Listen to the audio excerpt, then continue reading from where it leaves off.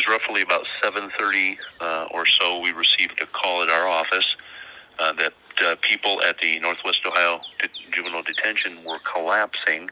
Our office responded, as did local fire and EMS and the Emergency Management Agency.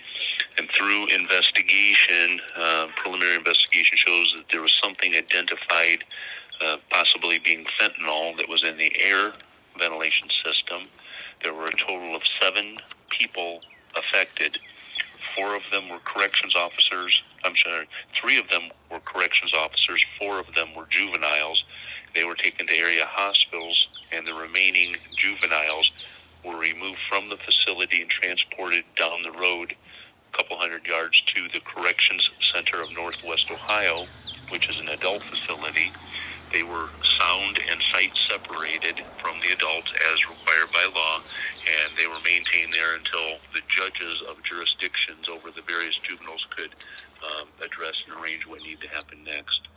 The case remains under investigation as a joint investigation with the Multi-Area Narcotics Task Force. What was the response from local law enforcement, EMS? How did they respond to this incident?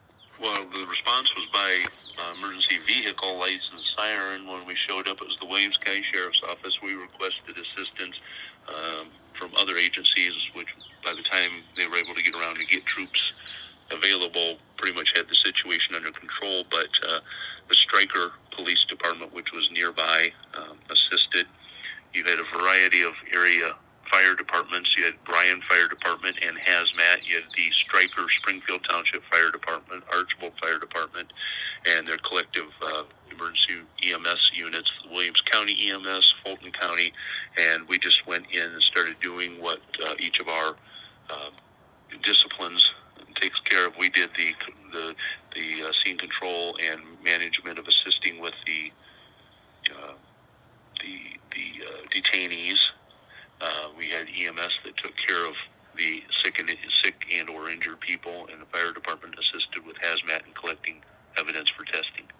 How can something like this happen? I know you had mentioned in previous interviews how drugs can make their way into facilities. So, in what ways can something like this happen?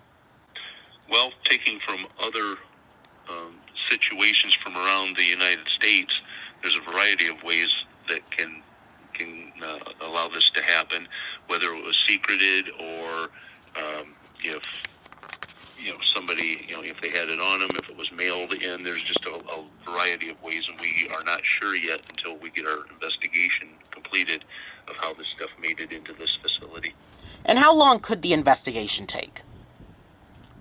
Well, it depends upon how far-reaching this is, so how many people it involves. So it could potentially take anywhere from days to months or years. But this, I'm sure, will be initial investigation will probably be less than months and months, but it could be more far-reaching than we realize.